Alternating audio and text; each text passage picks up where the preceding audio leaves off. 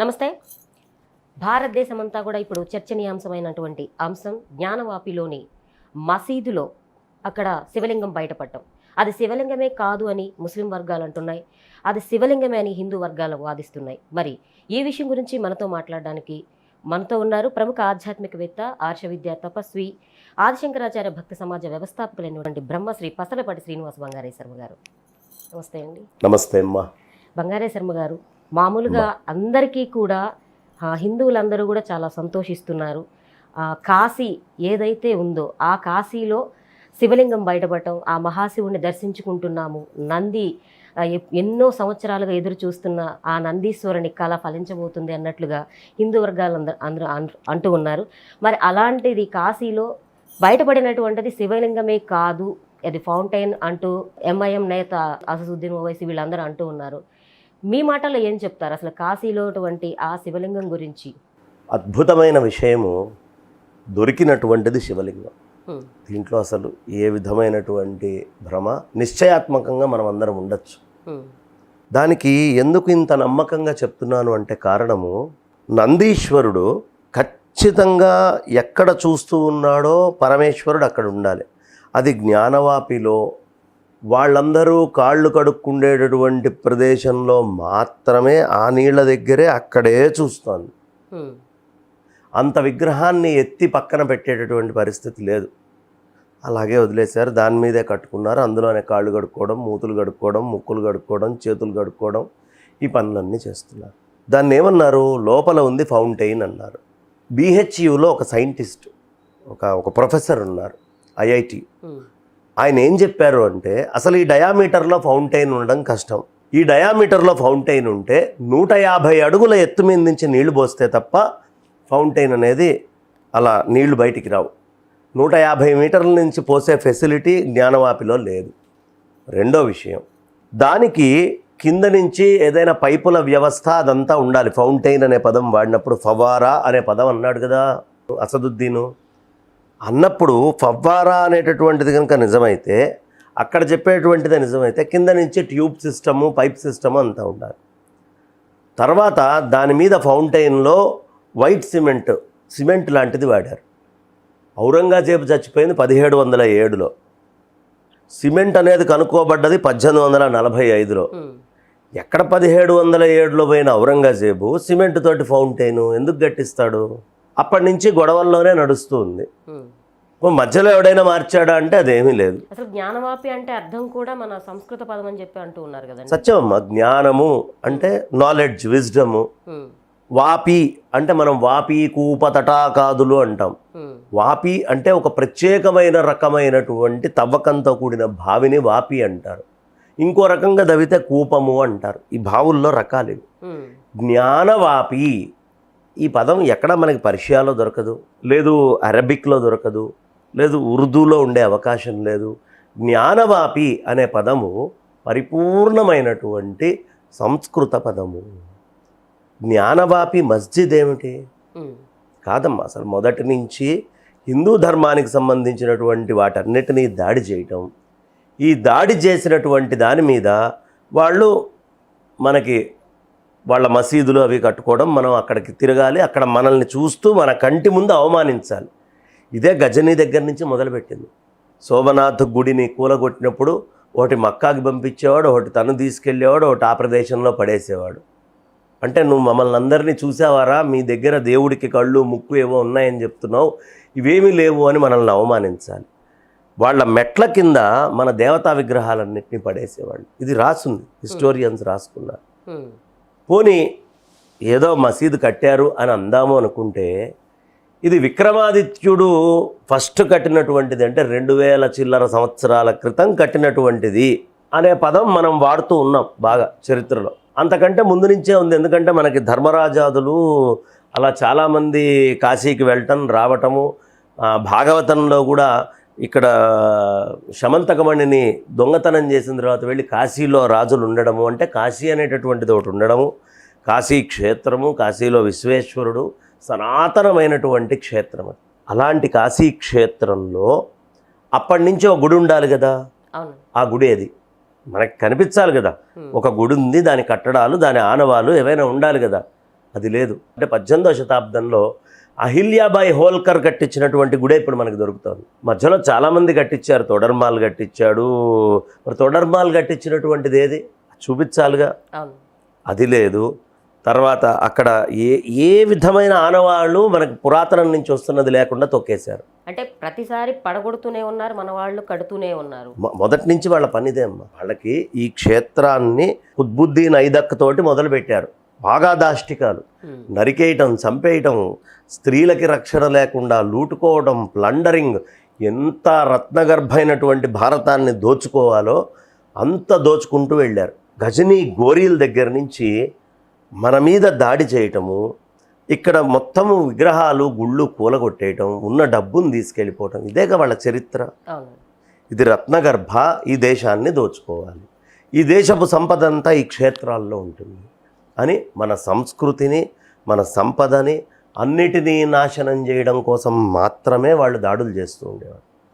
అలా అనేక దాష్టికాలు, దారుణాలు చేశారు. అలాంటి ఔరంగజేబుని మహానుభావుడు అని చెప్పాలని చూస్తారు. వాడి పుస్తకంలోనే రాసుకున్నాడు, వాడు ఔరంగజేబ్ నామాలోనే వాడు ప్రత్యేకంగా వాడు రాసుకున్నాడు, నేనే ఆర్డర్ ఇచ్చాను ఇది కూలగొట్టండి అని. ఏప్రిల్ 19వ తారీఖు నాడు ఆయన ఆర్డర్ ఇవ్వడం, మళ్ళీ సెప్టెంబర్ 2వ తారీఖుకి మేమే కూలగొట్టామని ఆయన సైనికులందరూ కూడా దానికి రిటర్న్ పంపించడం. అంటే కూలగొట్టాడు అనేది ఒప్పుకున్నాం కదా. ఇప్పుడున్నటువంటి మసీదు కట్టబడ్డది అని ఒప్పుకుంటున్నాం కదా. ఆయన దేవాలయం సగభాగంలో మసీదు అనేది ఉండటం అనేది అది అక్కడే అర్థమవుతూ ఉంటుంది కదండి. మనకి పూర్వం దేవాలయాలకి చుట్టుపక్కల అంతా కూడా కొన్ని ఎకరాలలో ఉండేది మనకి. అలాంటిది గర్భగుడిని ఆనుకోనే మసీదు ఉండేంత పరిస్థితుల్లో మన రాజులు కానీ మన వాళ్ళు ఎవరు కానీ అట్లా స్థలాలు. క్షేత్రం కాశీ అనేది చాలా పవిత్రమైన క్షేత్రం, మొట్టమొదటి క్షేత్రం. అందులో కాశీ ఎంతదయా, కోశేషు పంచస్వధిరాజమాన, పంచక్రోశాల వెడల్పులో ఉందట అది కాశీ. పంచక్రోశాలు ఉన్న దాంట్లో ఈ మెయిన్ మూల గుడి దగ్గరే అది ఎలా వస్తుంది? వాళ్ళు దాడి చేశారనేది ఒప్పుకుంటున్నారు, జరిగిందని ఒప్పుకుంటున్నారు స్వచ్ఛందంగా. అక్కడ గోడల మీద ఇప్పటికీ మొన్న ఇచ్చిన రిపోర్టు ప్రకారమే మనకి స్వస్తిక్ ముద్రలు కనిపిస్తున్నాయి అని చెప్తున్నారు. అలాగే కమలాలు కనిపిస్తూ ఉన్నాయని చెప్పారు. ఒక శివలింగం యొక్క మూలము దొరికింది అని చెప్తున్నారు. అదే విధానంలో రకరకాలైనటువంటి సనాతన వైదిక ధర్మానికి సంబంధించినటువంటి గుర్తులు మన క్షేత్రాలకు ఎట్లా ఉంటాయో గోడలు అన్నీ కూడా అక్కడ ఉంటున్నాయని చెప్తున్నారు. ఆ గోడల మీదే మాస్క్ కట్టారు. అక్కడే శృంగారదేవి అమ్మవారు, అలాగే శృంగార గౌరీ అమ్మవారు, వినాయకుడు. అసలు ఈ గొడవ మొత్తం మూలం అదేగా. ఈ శృంగార గౌరికి మాకు నిత్యం పూజ చేసుకునేటువంటి అదృష్టాన్ని ఇవ్వండి అనే కదా మొదలుపెట్టింది. కాబట్టి అక్కడ ఉన్నటువంటిది ఫౌంటైన్ కాదు. ఫౌంటైన్ అయ్యేటటువంటి అవకాశం ఏ విధంగానూ లేదు. ఫౌంటైన్ అంటే రుజువు చేసుకోలేక వాళ్లే అల్లాడిపోవాలి. అంత రాతిగా స్పష్టంగా శివలింగంగా ఉంది, చుట్టూతా సిమెంట్ ఉంది. ఆ శివలింగానికి ఈ సిమెంట్ తొట్టి ఎట్లా వచ్చింది? అదే 1707లో పోయినవాడెవడు, 1840లో వచ్చిన సిమెంట్ ఏమిటి? సంబంధం లేదు కదా. అంటే ఇప్పుడున్న చాలా వరకు మసీదులన్నీ కూడా దేవాలయాలను కూల్చి ఆ మసీదులు కట్టారు అని చెప్పి కూడా అంటూ ఉన్నారు. ఇప్పుడు బాబ్రీ మసీద్ ఉంది, మస్జిద్ జన్మస్థాన్ అంటాడు. జన్మస్థాన్ అనే పదం ఎవరిది? అది ఎక్కడైనా ఉర్దూలో ఉందా, అరబిక్లో ఉందా, పర్షియాలో ఉందా? లేదు కదా. కాబట్టి మస్జిద్ ఈ జన్మస్థాన్, అది జన్మస్థలం, రాముడి జన్మభూమి అని వాళ్ళే ఒప్పుకుంటున్నారు. కానీ అక్కడే మేము మసీదు కడతాం. ఎందుకు కడతాం? మిమ్మల్ని అవమానించడానికి, మీ దేవీ దేవతలను అవమానించడానికి అని కడితేనే కదా ఆధారాలన్నీ తీసుకొని వెళ్ళి దాన్ని పెట్టి రుజువు చేసుకుంది మనం. అలాగే ఇది కూడా జ్ఞానవాపి మస్జిద్ ఏమిటి? ఆ పేరులోనే మనకు తెలియట్లేదా? అదేవిధంగా కృష్ణుడిది మధురలో, అంతెందుకు మనకి ఇక్కడ దేవల్ మసీద్ అని ఉంటుంది ఆదిలాబాద్లో. వేణుగోపాలస్వామి గుడి రాజమండ్రిలో మొత్తం మసీదు కింద మార్చి గుడిని ఎక్కడో వెనకాల తీసుకొని వెళ్ళి ఆ విగ్రహాన్ని అవతల పడేశారు ఓ మూలకి. చాలా దేవాలయాల దగ్గర దర్గాలాగాను ఏదో ఒక ముస్లిమ్స్కి సంబంధించిన విషయాలు కానీ వాళ్ళకి సంబంధించిన అంశాలు కానీ ఉంటున్నాయి. అలా ఎందుకు ఉండాల్సి వచ్చింది? వాళ్ళు ఏవో ఒక ఆనవాలు, గోరో లేకపోతే వెంట్రుకో ఈ ఫలానా వాళ్ళదో అని పెట్టుకోవడమో లేదు జ్ఞాపకంగా పెట్టుకోవడం ఏదో చేస్తారు. కానీ క్షేత్రాల మీద దాడులు చేసింది మనందరికీ తెలుసు. అలంపూర్ మీద దాడి చేశారు ఏమ్మా, అలాగే వేములవాడ మీద దాడి చేశారు.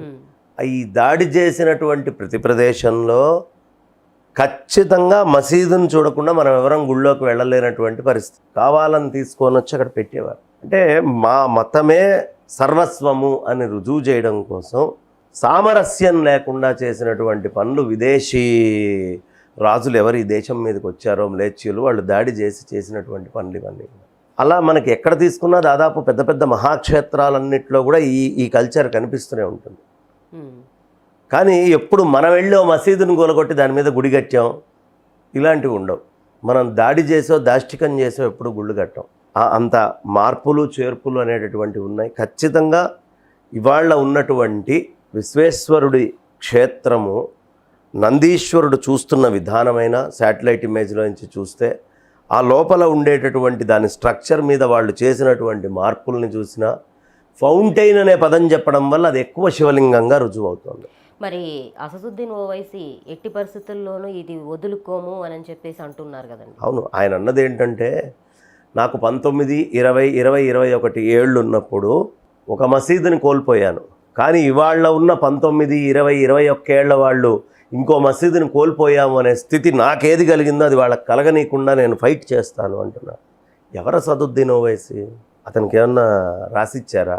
నువ్వు 19 నుంచి 21 ఏళ్లకే నువ్వు నేనేమి ఇదయ్యాను పోగొట్టుకోనని చెప్తే 500 ఏళ్ళుగా 350 ఏళ్ళుగా 1000 సంవత్సరాలుగా ఈ దేశం మీద క్షేత్రాల మీద దాడి జరిగింది. ఇంకొక 1000 సంవత్సరాలు 2000 సంవత్సరాల్లో ఎవరు ఇక్కడ భారతదేశంలో ఇంకో క్షేత్రం మీద దాడి జరిగింది అనేటటువంటి మాట వినకుండా ఉండాలి అని మేము కూడా మా యువతని అందరినీ తయారు చేసుకొని ఈ క్షేత్రాలని కాపాడుకునే పనిలో ఉంటాం. తర్వాత అతనెవరు పోగొట్టుకోకుండా ఉండడానికి? వాళ్ళు ఏం చెప్తున్నారు మేజర్గా? అబ్బే లేదండి, 91 చట్టం ప్రకారం రైట్ టు ప్రేయర్ ఏదైతే ఉందో దాని ప్రకారము జస్టిస్ టు ప్రేయర్ అని ఏదైతే వాళ్ళు పెట్టుకున్నారో దాని ప్రకారం మీరు ఇవేవి ముట్టుకోవడానికి వీల్లేదు అంటున్నారు. కానీ అందులో సెక్షన్ 3లో మాట వాడారు. అదేమిటంటే person or persons cannot change అని. దాని అర్థము స్టేట్ చేంజ్ చేయలేదని కాదు. అందులో స్పష్టంగా పివి నరసింహారావు గారు తయారు చేసిన దాంట్లోనే స్టేట్ ఆర్ స్టేట్స్. ఇంకో విషయము, ఒక అద్భుతమైన పాయింట్, ఇవేవి 1958 యాక్ట్ కింద ఉన్నటువంటి ఆర్కియాలజీ సర్వే యాక్ట్ కిందకి రావు. ఆ క్షేత్రాలు ఏవి దీని కింద రావు. ఆల్రెడీ మరి దీనికి ఆ క్షేత్రం కిందకే ఉన్నాయిగా. ఇవన్నీ ఆర్కియాలజీ కింద ఉన్నవే. మసీదు ఉంది, ఇది ఉంది. కాబట్టి ఆర్కియాలజీ అనేటటువంటిది ఎప్పుడైనా నిజాన్ని తవ్వి బయటికి తీయాలి. ఆర్కియాలజీలో ఉన్నప్పుడు ఆర్కియాలజీదే ప్రాధాన్యత అవుతుంది. దాంట్లో పూజలు చేసుకున్నప్పటికీ ఆర్కియాలజీ. ఇప్పుడు హంపి ఉంది, హంపిలో కొన్ని ప్రదేశాల్లో పూజలు జరుగుతూ ఉంటాయి. దాని అర్థం ఆర్కియాలజీ కంటే కూడా జరుగుతున్న పూజలు ఇది ఎక్కువని కాదు, ఆర్కియాలజీ డిపార్ట్మెంట్కే ప్రాధాన్యత ఇచ్చారు. కాబట్టి ఆర్కియాలజీ బాధ్యత ఏమిటి? ఏవైనా విలువైన ఉన్నాయా? మన పూర్వపు కట్టడాలు ఏమిటి? మనం పూర్వం వాళ్ళు చేసిన గొప్పతనం ఏమిటి? ఒక్క మహత్తరమైన విగ్రహం భూమి లోపల దాక్కొని పాతిపెట్టిబడ్డా కూడా ఆర్కియాలజీ వాళ్ళకి రావాల్సిన గొప్ప ఇన్ఫర్మేషన్ మిస్ అవుతుంది. కాబట్టి ఖచ్చితంగా సర్వేలు చేయాలి. ఈ వైదికము, ఈ వేద ధర్మము యొక్క గొప్పతనం ఏమిటి అనేది తెలియాలన్నా లోపల ఎలాంటి విగ్రహాలు, ఎందుకంటే కాశీ ఆధ్యాత్మిక రాజధాని. అలాంటి రాజధాని నగరంలో మనకు ఎన్నో వేల సంవత్సరాల చరిత్ర ఉన్నటువంటి విగ్రహాలు భూగర్భంలోకి వెళ్ళిపోయినాయి. ఆదిశంకరాచార్యులు వారు కూడా ఈ కాశీ గురించి చాలా బాగా వివరించారని మీ మాటలో విన్నామండి. కాశీ పంచకం అని రాశారు. కాశీ గొప్పతనం చెప్పారు. కాశీలోనే ఉండి ఆయన మనీషా పంచకం రాశారు. కాశీలోనే భజగోవింద్ అని చెప్పారు. కాశీలో ఉండే భాష్యాలకి వాటన్నిటికీ కూడా చాలా ప్రధానమైనటువంటి బీజాలన్నీ అక్కడి నుంచే వేశారు. కాబట్టి కాశీ అనేటటువంటిది ఆధ్యాత్మిక రాజధాని యావత్ విశ్వానికి. విశ్వంలో మాకు ఆధ్యాత్మికత ఉంది అంటే ఆ ఆధ్యాత్మికత మొత్తానికి పుట్టిల్లు ఎక్కడయ్యా అంటే కాశీ. కాబట్టి అక్కడ దొరికే ప్రతి చిన్న వస్తువు విశ్వంలో ఉండే ఆధ్యాత్మికతకు ఉండే గొప్పతనాన్ని రుజువు చేసేది. మరి కోర్టు తీర్పు అనేది ఎవరికి అనుకూలంగా వచ్చే అవకాశం ఉంటుందంటారు? అది మనం యాంటిసిపేట్ చేయకూడదు.